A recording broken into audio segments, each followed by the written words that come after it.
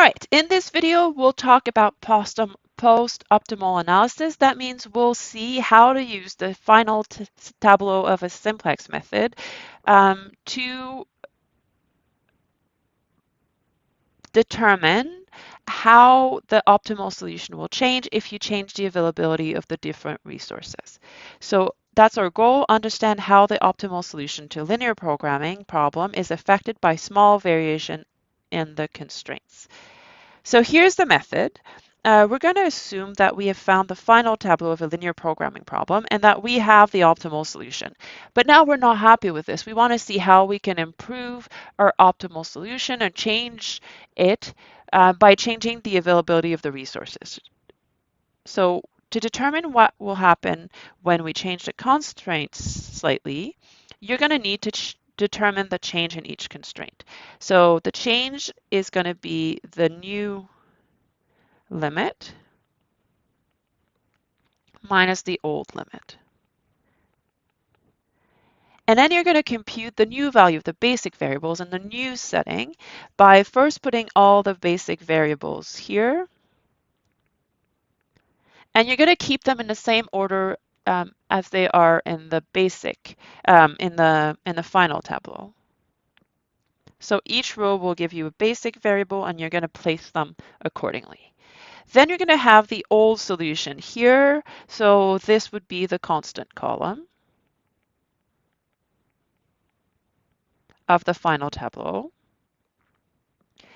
And then you're going to use the constant, the column of each resource. So column of S1, column of S2, and so on. Now you're going to compute this combination. You're going to multiply the vectors of the column of each resource by the change in that resource. And now if the values that you get for the basic variables are positive or 0, then you have the new optimal solution for the new problem with the change constraints. Otherwise, post-optimal analysis does not work and you have to optimize it separately by reapplying the simplex method from the beginning. Best case scenario, all your variables are positive or 0 and you have the solution. Worst case scenario, you need to start from scratch. All right, so let's look at our favorite problem.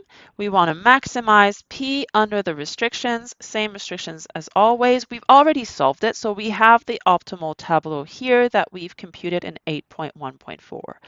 Now we want to change the constraint and see how it affects our, so this is the optimal solution, was x equals 7 and y equals 8. P was 22. And so assume that we change the second constraint to x plus y is less or equal to 12. If possible, use post-optimal analysis to find the new post-optimal solution, sketch the new allowable region, and compare it to the old. So let's start to see if it's possible to do it. All right, so this is the second constraint. Here's the original one. So we're only going to change the second one. So we're going to subtract the new limit minus the old limit. New limit is 12, old limit is 15, and so we have a change of minus 3.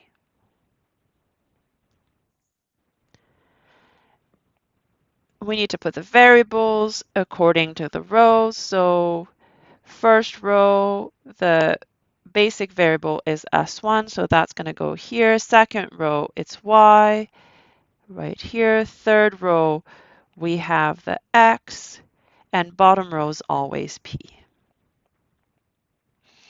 All right, then you'd put the constant column, and that's the optimal solution that you had before you changed the constraint. And you can see y is 8, x is 7, p is 22, and we have 2 of S1 left over. And then you're going to add delta 1 times the first, delta 2 times the second,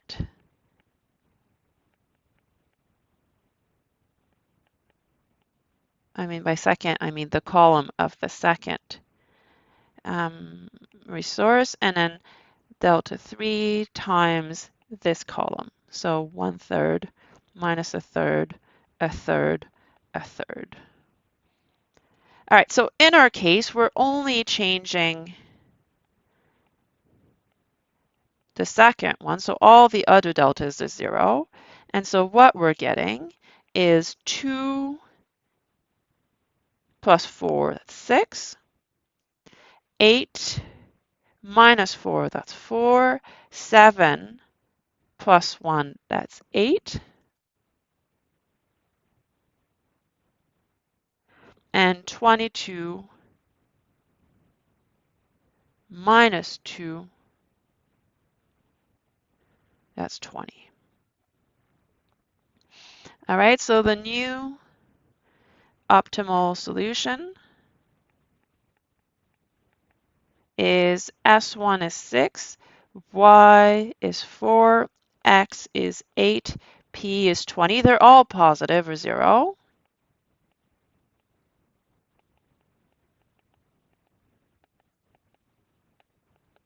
And so that will be our new optimal solution. And notice that the non-basic variables are still equal to 0. All right, so let's see what happened to our region. We're asked to sketch both to really understand why we can do this. So I had y is less than 10. That's still the case. So y equals 10.